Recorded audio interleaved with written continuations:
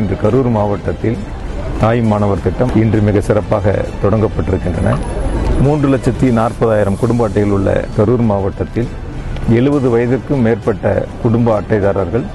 மாற்றுத்திறனாளிகள் என 28,694 குடும்பங்களுக்கு முதலமைச்சருடைய வழிகாட்டுதலின்படி